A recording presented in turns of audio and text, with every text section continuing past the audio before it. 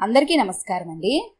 ఈరోజు మనం మునిపల్ల లక్ష్మీ రమణకుమారి గారు రచించిన కానుక అనే ఓ చక్కటి కథను విందాం. ఇక కథలోకి వెళ్దాం. రాత్రి 10 గంటల వేళ గోపాలరావు కంప్యూటర్ ముందు కూర్చున్నాడు. కిటికీ పక్కగా ఉన్న నైట్ క్వీన్ గుప్పు అంటోంది. గేటు మీద ఆర్చీకి పాకించిన జాజి విరజాజి విరబూసి గుబాలిస్తున్నాయి. గోపాలరావుకి సువాసన లేని పువ్వులంటే ప్రాణం. అందుకే చిన్న ఇల్లే అయినా ఇంటి చుట్టూ పూల మొక్కలు తీగలు పెంచుతున్నాడు. గోపాలరావు కంప్యూటర్లో వీడియో చాటింగ్లోకి ప్రవేశించాడు. ఆయన అంతర్జాల శిష్యుడు హర్ష ప్రత్యక్షమయ్యాడు. గోపాలరావుని చూడగానే హర్ష మొహం భక్తిభావంతో వెలిగిపోతోంది. ఇది రోజూ చూసే దృశ్యమే అయినా గోపాలరావుని ఎప్పటికప్పుడు ఆ దృశ్యం పులకరింపజేస్తుంది. అసలు హర్ష పరిచయమే వింతగా జరిగింది. ఒకరోజు గోపాలరావుకి ఒక ఈమెయిల్ వచ్చింది. మీరు లెక్కల్లో అద్భుతాలు చేస్తారని తెలుసు. ఎంతో క్లిష్టమైన లెక్కలని అతి సులువుగా బోధిస్తారని కూడా తెలుసు. నేను పేదవాడిని. నా చదువుకి డబ్బు లేక మా నాన్న నన్ను ఒకళ్ళ ఇంట్లో పనికి పెట్టాడు. నేను ఇంటర్ పాస్ అయ్యాను. ఐఐటీలో చదవాలనుంది. నవ్వుకోకండి. సీటొస్తే కొందరు దాతలు సాయం చేస్తానన్నారు. మిగతా సబ్జెక్టులు వేరే వాళ్ల నోట్సులు తీసుకుని చదువుతున్నాను. లెక్కలు మాత్రం మీరు కాస్త సాయం చేస్తానంటే నేను నిర్భయంగా ఐఐటి పరీక్షకి కడతాను. ఈ పేదవాడు ప్రస్తుతం మీకు ఏమీ ఇచ్చుకోలేడు. కానీ నా లక్ష్యం సాధించాక మీకు గురుదక్షిణ తప్పక చెల్లిస్తాను. నేను పగలంతా పనిచేయాలి కాబట్టి రాత్రి 10 గంటలు దాటాక మాత్రమే మీ పాఠాలకి హాజరు కాగలను. దయచేసి మీ నిర్ణయం తెలపండి. ఆ మెయిల్ చూసి ఏం చేయాలో అర్థం కాలేదు గోపాలరావుకి. తన ఫ్రెండ్స్ బోలెడంతమంది వీడియోలో పాఠాలు చెప్తూనే ఉన్నారు. ఈ గ్లోబలైజేషన్లో ఎన్నెన్నో విచిత్రాలు జరుగుతున్నాయి. గోపాలరావుతో చదువుకున్న వాళ్ళు, కొంతమంది విశ్వవిద్యాలయాల్లో ప్రొఫెసర్లుగా పనిచేస్తున్న వాళ్ళు కూడా సెలవులు పెట్టి రిటైర్మెంట్ తీసుకుని కార్పొరేట్ కాలేజీల్లో కుదురుకున్నారు.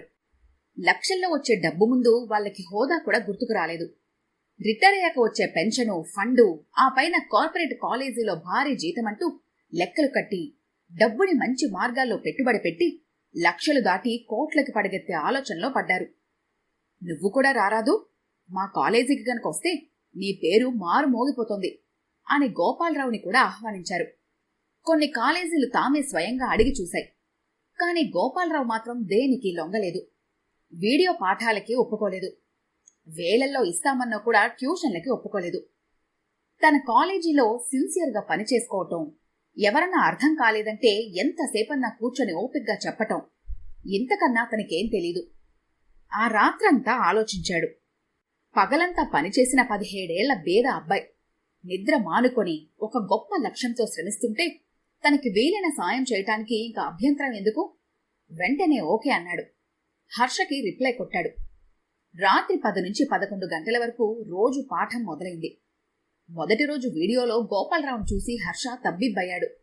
గోపాలరావు తన పాదాల్ని చూపించేదాకా హర్ష ఊరుకోలేదు. ముందు మీ పాదాలకి నమస్కరించాకే ఏదైనా నేర్చుకుంటాను.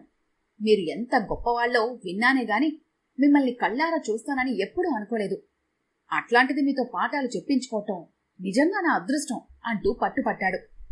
ఆ తర్వాత పాఠం మొదలైంది. హర్షకి లెక్కలు ఒక మోస్తరుగా వచ్చు. అతడి స్థాయి వ్యక్తికి ఐఐటి అంటే అందరి ద్రాక్ష అవుతుందేమోనని భయం వేసింది గోపాలరావుకి. హర్షకి ఎలాగైనా సీట్ రావాలి. అది ఒక ఛాలెంజ్లా తీసుకున్నాడు గోపాలరావు. అతనికి చెప్పేందుకు చాలా కష్టపడ్డాడు. దేన్నైనా అరటిపండు ఒలిసి చేతిలో పెట్టినట్లు తేలిగ్గా వివరించే గోపాలరావు శిష్యరికంలో హర్ష బాగా పుంజుకున్నాడు. రాత్రి 11 వరకే అనుకున్న 12 దాకా క్లాసులు విజయవంతంగా కొన్ని నెలలు సాగాయి. ఈ రోజుతో పాఠాలు పూర్తవుతాయి. బాగా ప్రాక్టీస్ చెయ్యి అన్నాడు గోపాలరావు. అట్లాగే అంటూ హర్ష సెలవు తీసుకున్నాడు. ఎవరికీ పాఠాలు చెప్పని తను ఇతనికి ఇన్నాళ్లు చెప్పాడు అనుకుంటూ గోపాలరావు ఆలోచనలో పడ్డాడు. గోపాలరావు పాఠాలు చెప్పకపోవటం చూస్తే భార్య రాధకి ఒళ్ళు మండిపోతోంది. రిటైర్మెంట్కి దగ్గర పడ్డాక కూడా ఇంకా ఈ కాలేజీ ఉద్యోగాన్ని పట్టుకొని గోపాలరావు ఎందుకు వేలాడుతున్నాడో రాధకి అర్థం కాదు. మనకి ఏం లోటుంది? పిల్లలు బాగానే సెటిల్ అయ్యారు కదా అంటాడు గోపాలరావు. ఎవరికి మాత్రం ఏ లోటుంది? వాళ్ళందరూ ఎందుకింత తాపత్రయపడుతున్నారు? అవకాశం ఉన్నప్పుడు కాకుంటే ఇంకెప్పుడు సంపాదించుకుంటారు అంటుంది రాధ కోపంతో. అసలు ఈ నియమం ఆయనకి లేకుంటే ఎన్ని సంపాదించుకుని ఉండేవాళ్లమో అని నిట్టూరుస్తుంది రాధ.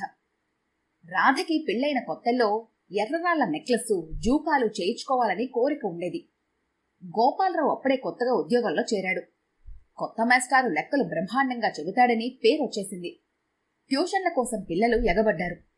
కాని గోపాలరావు చెప్పనన్నాడు. గోపాలరావు తోటి లెక్చరర్ శాంతకి భర్తతో పాటు అమెరికా వెళ్లే అవకాశం వచ్చింది. 6 నెలలకు ముందే ఆమెకి తన అమెరికా వెళ్లబోతున్నట్లు తెలిసింది. కాబట్టి ఒక్క క్లాస్ కూడా తీసుకోకుండా ఎగ్గొట్టింది. ఆమెకి హై లెవెల్లో రికమెండేషన్ ఉండటం వల్ల ప్రిన్సిపాల్కి కూడా అడిగే ధైర్యం లేకపోయింది. ఆమె వెళ్లిపోయాక పాఠాల గురించి పిల్లలు గోల చేశారు. ప్రిన్సిపాల్ గోపాలరావు కాళ్లా వేళ్లా పడ్డాడు. మేనేజ్మెంట్తో చెప్పి నీకు ఓవర్ టైం ఇప్పిస్తాను, ప్లీజ్ కాదనకు, ఆ పిల్లల మొహం చూసేనా ఒప్పుకో అన్నాడు. గోపాలరావు సరేనన్నాడు. ఓవర్ టైం ఇస్తాననేసరికి రాధ సరేనంది. అది పెళ్లైన కొత్త. గోపాలరావుకి రాధని సినిమాలకు షికార్లకు తిప్పాలనుంది. కాని సిన్సియర్గా పనిచేసుకుపోవాలన్నది అతని ధ్యేయం. అందుకే విద్యార్థుల కోసం ఒప్పుకున్నాడు. శాంతి ఒక్క క్లాస్ కూడా తీసుకోకుండా వెళ్లిపోయింది. ఆ పిల్లలంతా పాఠాలు లేక ఆవురావురమంటున్నారు. గోపాలరావు లాంటి విజ్ఞాన ఖని తమకు లభించటం అదృష్టంగా భావించారు. వాళ్లకు పాఠాలు చెప్పటానికి గోపాలరావు చాలా త్యాగాలు చేయాల్సొచ్చింది. ఆదివారాలు, సెలవు రోజుల్లో కూడా పాఠాలు సాగాయి. రాత్రి 7 గంటల దాకా క్లాసులు నడిచాయి. సిలబస్ మొత్తం కవర్ చేసి తృప్తిగా నిట్టూర్చాడు. తన క్లాసులు కూడా పూర్తి చేశాడు. అప్పుడు గోపాలరావు జీతం 500. అతను శాంతి సిలబస్ అంతా చెప్పాడు కాబట్టి కనీసం 6 నెలల జీతం అంటే 3000 ఇస్తారని రాధ అనుకుంది. ఆ రోజుల్లో ఆ డబ్బుకి ఎర్రరాళ్ల నెక్లెస్, జూకాలు వచ్చేస్తాయి. ప్రిన్సిపల్ గారు 400 మాత్రం గోపాలరావు చేతిలో పెట్టారు. కరస్పాండెంట్ ఇంతే ఇమ్మన్నాడు అని నేల చూపులు చూశాడు. ఆదివారాలు, సెలవు దినాలు వెళ్లటం వల్ల ప్రయాణ ఖర్చులు, టీలు, టిఫిన్ల ఖర్చులు తీసేస్తే 200 కూడా అందులో మిగిలి ఉండవు. ఆ విధంగా గోపాలరావు ప్రయోజకత్వం రాధకి అప్పుడే అర్థమైపోయింది. అదొక్కటే కాదు, అట్లాంటి సంఘటనలు గోపాలరావు జీవితంలో కోకొల్లలు. డబ్బుకి ట్యూషన్ చెప్పకపోయినా మొహమాట పెట్టి పాఠాలు చెప్పించుకున్న వాళ్ళు ఎంతో మంది. వాళ్లలో కొందరికి బీదవాళ్లని జాలిపడి పరీక్ష ఫీజులు కూడా కట్టాడు. పుస్తకాలు తీసుకెళ్లిన వాళ్ళు మళ్లీ ఆ పుస్తకాలన్నా ఇచ్చిన పాపాన పోలేదు. పరీక్ష బ్రహ్మాండంగా పాస్ అయి మంచి ఉద్యోగంలో చేరిన వాళ్ళు కూడా మళ్లీ గోపాలరావు మొహం చూడలేదు. బ్యాంకు క్లర్కు, ఆఫీసరు, ఇతర ఉద్యోగాల పరీక్షలకి లెక్కలు చెప్పించుకొని ఆ ఉద్యోగాలు సంపాదించిన వాళ్ళు కూడా అతన్ని మళ్లీ పట్టించుకోలేదు. వాళ్లలో రాధ బంధువులు కూడా ఉన్నారు. అందులో అంజలిని ముఖ్యంగా చెప్పుకోవాలి. అంజలి రాధకి బంధువు. బీఎస్సీ చదువుతోంది. డౌట్స్ చెప్పించుకుంటానని ముందు ప్రవేశం సంపాదించింది. అంజలి కాలేజీ నుండి నేరుగా రాధ ఇంటికే వచ్చేది. అలసిపోయి వస్తుందని రాధ ఆమెకి టిఫిన్, కాఫీ రెడీగా ఉంచేది. ఒక్కోసారి రాత్రి భోజనం కూడా ఇక్కడే. ఆదివారాలు కూడా అంజలి ఏ ఫీలింగు లేకుండా వచ్చేసేది. సినిమాకో, షికార్కో వెళ్దామనుకున్న గోపాలరావు దంపతులు అవి మానుకొని ఉండిపోవాల్సి వచ్చేది. అంజలి ఆ విధంగా డౌట్స్ పేరుతో సిలబస్ మొత్తం చెప్పించుకొని బీఎస్సీ ఫస్ట్ క్లాస్లో పాస్ అయ్యి ఆ లెక్కల మహిమతో బ్యాంక్ ఆఫీసర్గా సెలెక్ట్ అయ్యి వెళ్లిపోయింది. ఆ తర్వాత వాళ్లను కలవలేదు. ఇట్లా ఎన్నో అనుభవాలు. డబ్బు దగ్గర అందరూ ఎంత ఖచ్చితంగా ఉంటున్నారో చూడండి. ప్రాణం పోతున్నా ఒక్క పైసా కూడా బయటికి తీయరు. అంతా డబ్బంటే పడి చస్తున్నారు. మనం కూడా మారటం మంచిది. మనం డబ్బు అడగటం లేదు. కనీసం వాళ్ళు మనల్ని జ్ఞాపకం పెట్టుకుంటున్నారా? లేదు అంది రాధ ఎన్నోసార్లు. వాళ్ల నైజం అది, నా నైజం ఇది అనేస్తాడు గోపాలరావు. మీ వల్ల ఇంతమంది బాగుపడ్డారు. ఎవరన్నా ఒక్క చిన్న కానుకైనా ఇచ్చారా? గోల్డ్ ఓడగొట్టి ఫీజులు వసూలు చేసిన వాళ్లకు దండం పెట్టి సమర్పించుకుంటారు. మీకు గురుదక్షిణగా ఒక్కళ్ళైనా ఏమన్నా ఇచ్చారా అంటుంది రాధ. ఇస్తారులే, ఎప్పుడో మనం ఊహించలేనంత గొప్ప కానుక ఇచ్చుకుంటారెవరో హాస్యంగా అంటాడు గోపాలరావు. హర్షకి పాఠాలు ముగిసిపోయినా అలవాటు కొద్ది గోపాలరావు ఆ మర్నాడు రాత్రి 10 కాగానే అప్రయత్నంగా అంతర్జాలాన్ని తెరిచాడు. ఈమెయిల్ తెరిచి హర్షకి మెయిల్ చేయబోయాడు. అది ఓపెన్ కాలేదు. అకౌంట్ క్లోజ్ అయిపోయింది. ఏం జరిగింది? హర్ష బాగానే ఉన్నాడా? ఐఐటికి చదువుతున్నాడని అతని యజమానికి కోపం వచ్చి పనిలోంచి తీసేశాడా? అట్లా అయినా తన అకౌంట్ క్లోజ్ చేయాల్సిన అవసరం లేదే. అయినా తన యజమాని చాలా మంచివాడని, తనని కంప్యూటర్ కూడా వాడుకొనిస్తాడని హర్ష చెప్పాడే. మరేం జరిగింది? అతని మనసంతా పాడైపోయింది. హర్షకి ఏమై ఉంటుందోనన్న ఆందోళన. ఏమైంది అని రాధ అడిగింది. సంగతి చెప్పాడు. దానికింత బాధపడతారేంటి? ఒక మెయిల్ క్లోజ్ అయినా ఇంకొకటి ఓపెన్ చేస్తూ ఉంటారు. తనే మళ్ళీ మిమ్మల్ని కాంటాక్ట్ చేస్తాడులేండి అంది రాధ. హర్షకి ఏమీ జరగకూడదని, అతను బాగా చదివి ఐఐటీలో సీటు సంపాదించాలని దేవుణ్ణి ప్రార్థించాడు గోపాలరావు. కొన్ని నెలలు గడిచాయి. ఐఐటీ పరీక్షలు ముగిశాయి. ఫలితాలు ప్రకటించారు. టాపర్స్ని టీవీలో చూపించారు. వాళ్ల ఇంటర్వ్యూలను కూడా ప్రసారం చేశారు. 3వ ర్యాంకు పొందిన విద్యార్థి పేరు కరుణ్. కరుణ్ తండ్రి పెద్ద వ్యాపారవేత్త. కొడుకుని ఐఐటీ చేయించాలని పెద్ద కార్పొరేట్ కాలేజీలో చేర్పించాడు. కిందటిసారి అతనికి సీటు రాలేదు. లెక్కల్లో కాస్త వెనకపడ్డాడు. తండ్రి అమెరికాలో ఉంటున్నాడు. కరుణ్ కూడా తండ్రితో పాటే ఉండి తనే సొంతంగా చదివి ఈసారి మంచి ర్యాంక్లో సీటు సంపాదించాడు.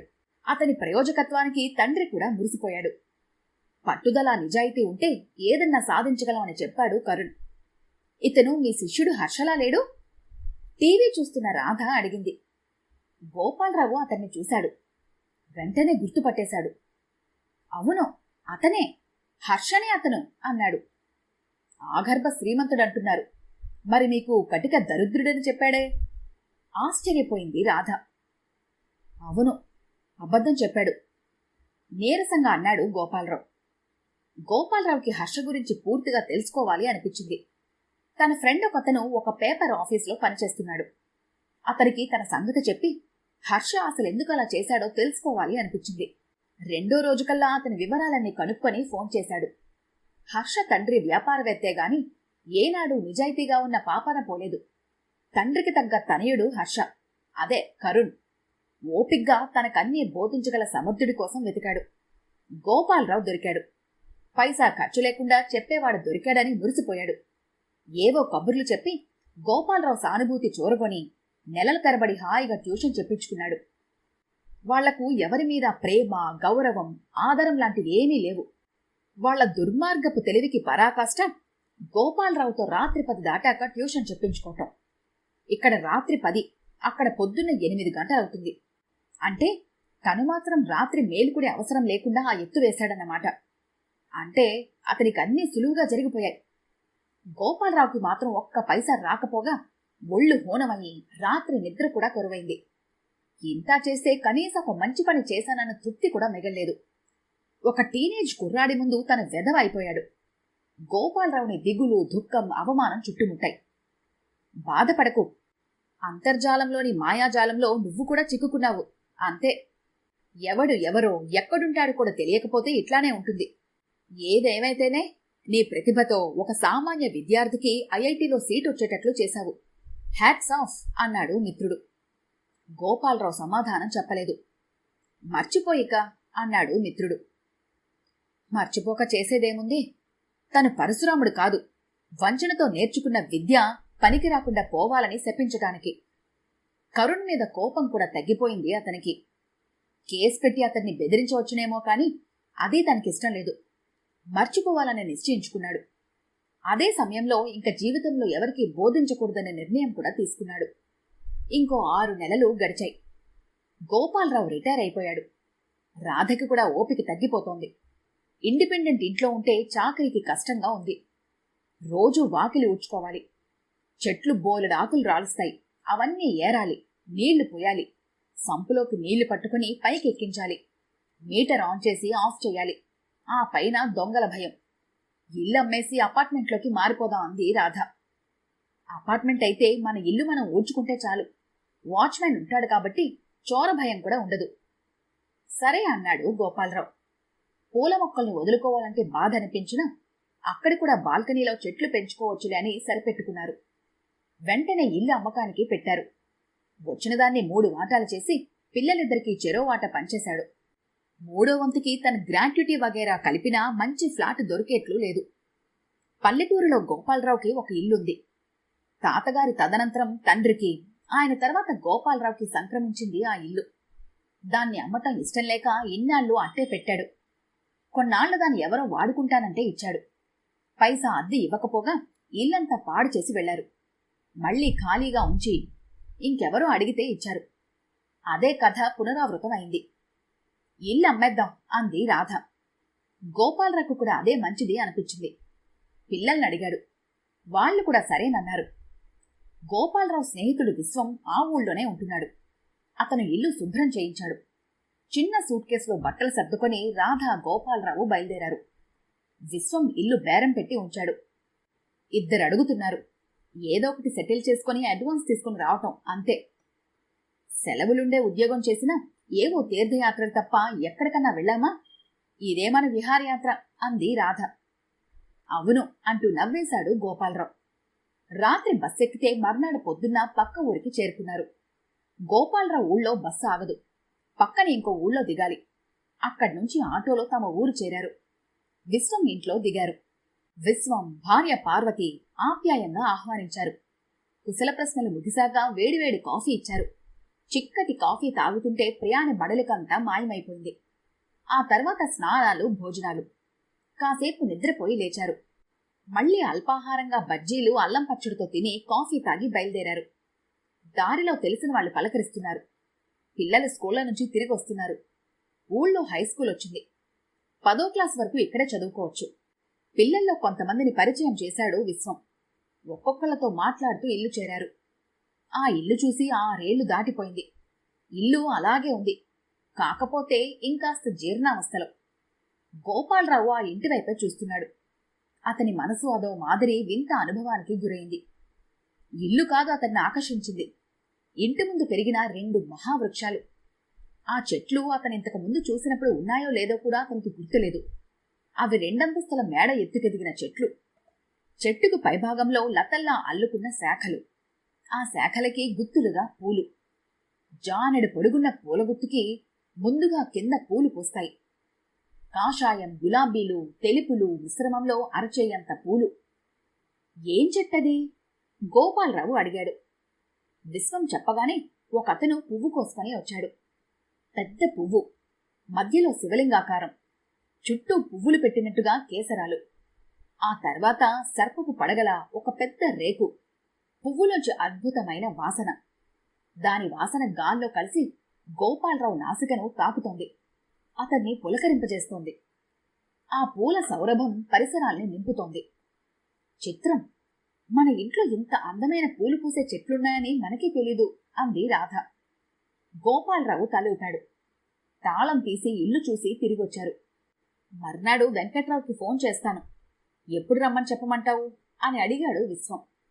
వద్దు, ఇల్లమ్మే ఆలోచనని విరమించుకున్నాను అన్నాడు గోపాలరావు. అదేంటి? అంతా ఆశ్చర్యపోయారు. అవును విశ్వం, నిన్న ఆ పూలను చూశాక నాకు కర్తవ్యం స్ఫురించింది అన్నాడు గోపాలరావు. పూలా? కర్తవ్యం బోధించాయా? అర్థం కాక తికమక పడ్డారు అంతా. అవును, నా ఇంట్లో ఉన్న పూల సంగతి నాకు తెలియదు. అట్లాగే మన ఊళ్ళో ఉన్న విద్యార్థుల ప్రతిభ కూడా నాకు నిన్ననే తెలిసింది. వాళ్లలో జ్ఞానతృష్ట ఉంది.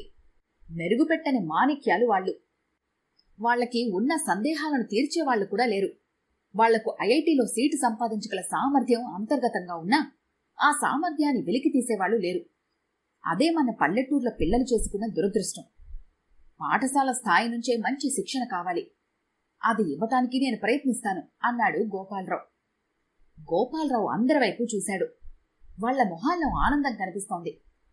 పూల మొక్కలు, పళ్ళ చెట్లు ఎవరి మీద అలగవు. తమ పూలని, పళ్ళని అందరికీ పంచుతూనే ఉంటాయి. ఎంతమందికి పంచినా తరగనిది విద్య. ఎవరూ దోచుకోలేనిది విద్య. దాన్ని తన శరీరం అనుమతించినంత కాలం పంచుతూనే ఉంటాడు. ఇదే తన గురువుగా సమాజానికిచ్చే కానుక. ఈ కథ కనుక మీకు నచ్చినట్లయితే లైక్ చేయండి, షేర్ చేయండి.